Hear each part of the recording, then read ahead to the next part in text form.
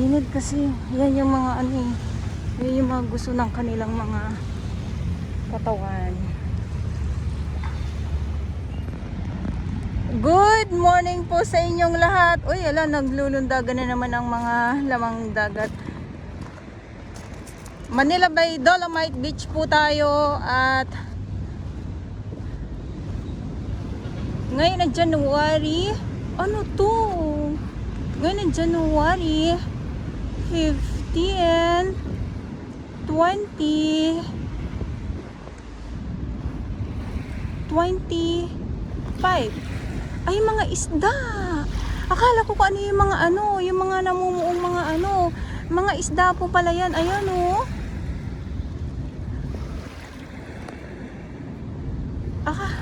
Ayan yung mga nandito, mga isda po yan. Sabi ko, hala, ano to?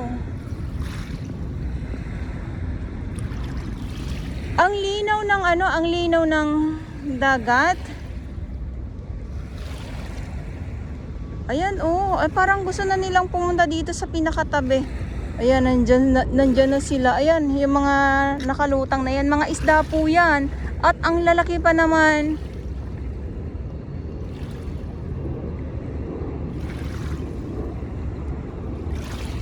Lapit pa kayo dito sa akin.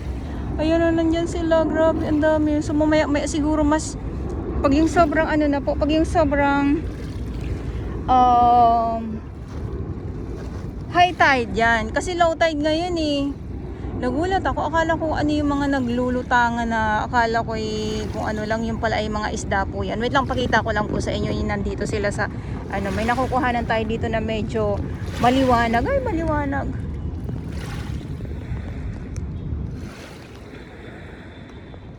So ano to, mag-aabang na naman ako.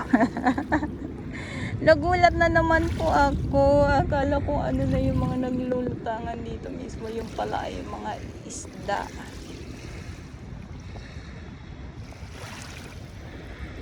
Pero mga buhay po sila ha. Mga buhay po sila. Gusto ko lang yung dito sila mismo sa tabi. Ayan na oh. Ayan na. Ayan, so dito syempre may nakaabang na naman po kaagad yung ating mga ibon. At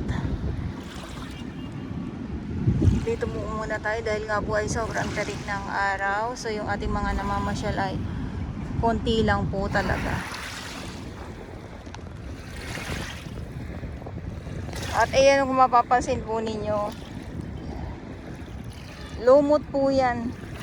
So hindi po yan kung anong kalat, kundi lumot po yan. At yung dito naman.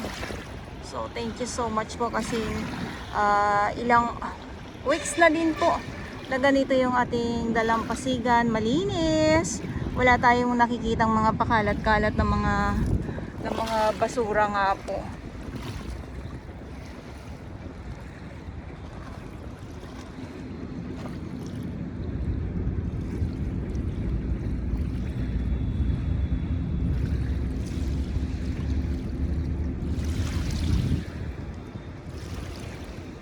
Nakatutok talaga ako dito kasi yung mga isda nga po na mga maliliit. Or dito muna tayo. Tapos yung mga etong mga seaweeds. Ang dami na naman po ngayon dito sa dalampasigan ng Dolomite Beach po.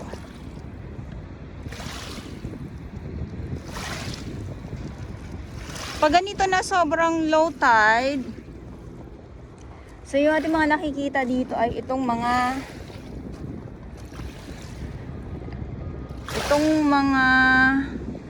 iba't ibang mga shell or mga halaan, mga tahong, yan. Kasi nga nakakapit dyan sila sa geotextile na syempre pag malakas ang alon, yan po ay nakakawala sa kanilang pinagkakapitan. Kaya naman po napapadpad sila dito sa dalampasigan. Ayan, so dito muna tayo, lakad muna tayo ha.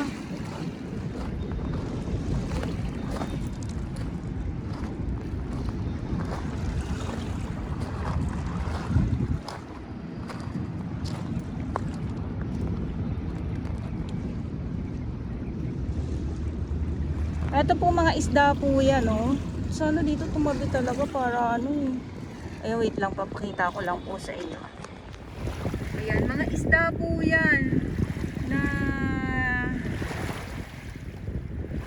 nandito mismo sa may ano, sa may tabi na nga po. Yes, mga isda nga. Dahil nga yung sobrang low tide, kaya nakikita na naman po natin itong mga isda. At syempre yung mga ano, yung mga taho nga po na mga maliit.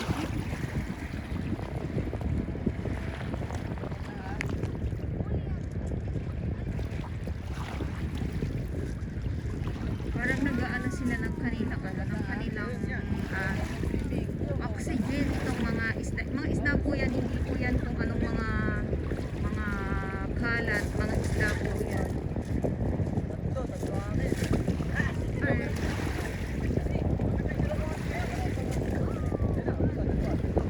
Ito muna yung ating view ngayong umaga. Dolomite Beach po tayo. Magandang umaga po sa inyong lahat. So dito tayo.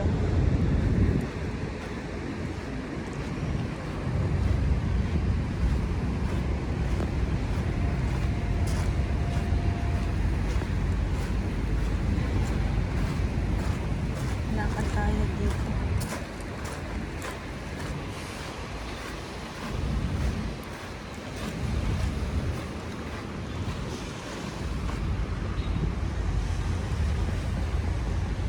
Lakad tayo. Grabe bilad kong bilad itong foreigner dito sa Dolomite Beach po.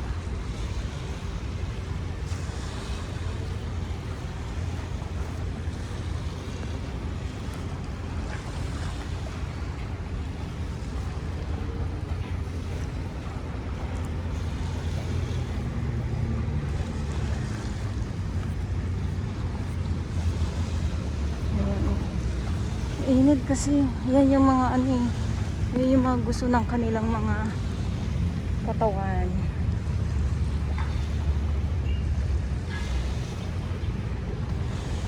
Yan, sa update ko lang po kayo dito sa Mae Geotextile na kung saan nga po ay yan ay pugad po ng mga tahong na nakukuhanan natin minsan dito sa Dolomite Beach po, na sobrang dami, lalong lalo na dito sa Dalampasigan. At ito naman po ay ang mga bagong salta na ayun, mga kangkong at ano, kangkong at mga water lily po.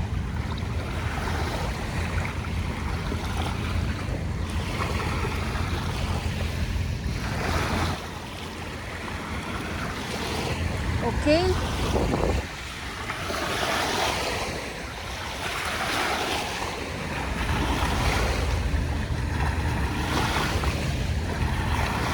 So ganyan lang.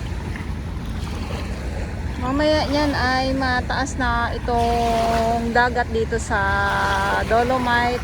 At ito nga yung itong mga water lily na ito, so bagong salta lang din. At yung ating mga namamasyal, konti lang din po yung ating makikita dito dahil nga po isa na din ay sobrang init. So dito yung ating mga naglilinis, nandyan sila, Estero Rangers ng DENR, DPS Mandaragat, doon naman po sa Manila Yacht Club. At syempre yung ating MMDA naman po. So yun lang, at maraming salamat po sa inyong lahat. Good morning po. Manila Bay, Dolomite Beach po tayo. So ito, ipakita ko po to sa inyo. Itong mga water lily. Ito, yan oh. Bagong ano to, bagong salta lang po ito, itong